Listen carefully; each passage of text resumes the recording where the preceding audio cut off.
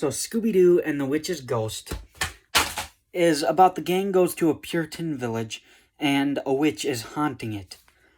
This movie is slightly less darker than Zombie Island, but there's still, danger in the movie. So, my positives on the movie.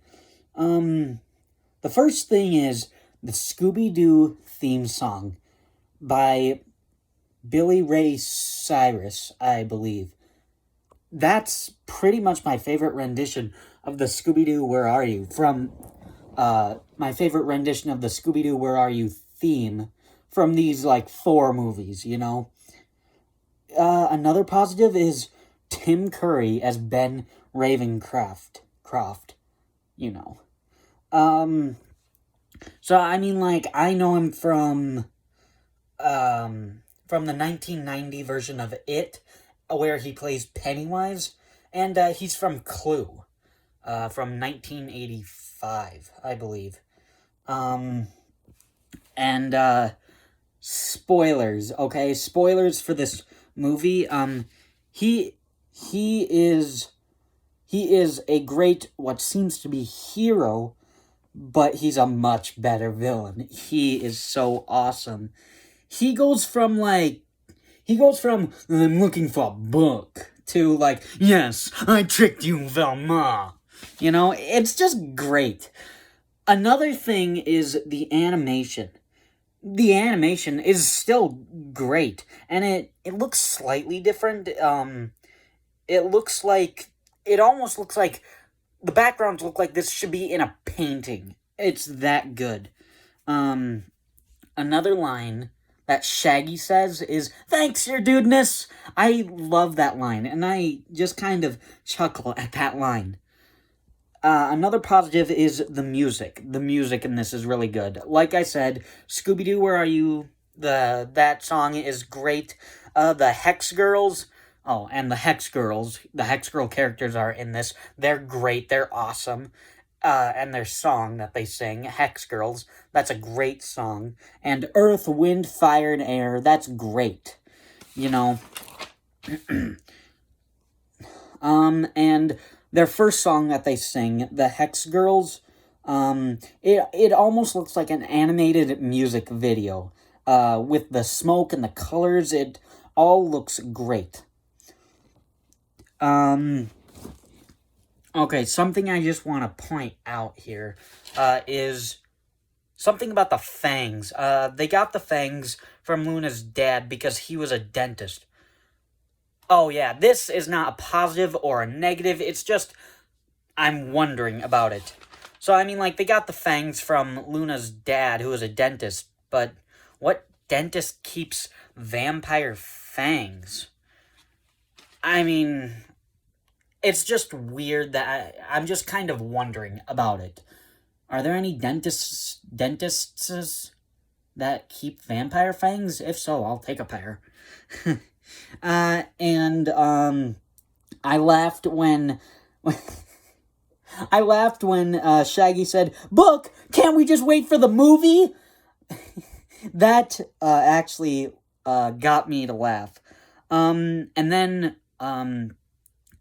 the final positive, although, okay, not my final positive, but, the final battle with Sarah Ravencroft, that's great.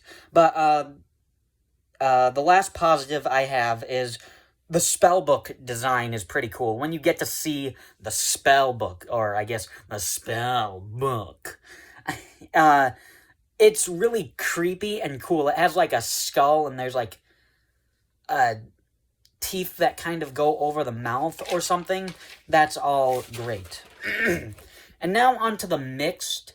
There's just a couple. The mystery is okay, but I feel like you don't see much of the witch a lot. Or at least of, the fake witch, the one that we're trying to solve the mystery. But it gets bumped back up by getting the entire last fight with Sarah Ravencroft at the end, and that's all great. And one more mixed element is this movie is just over an hour. But with that said, it still feels like it packs a lot in the movie.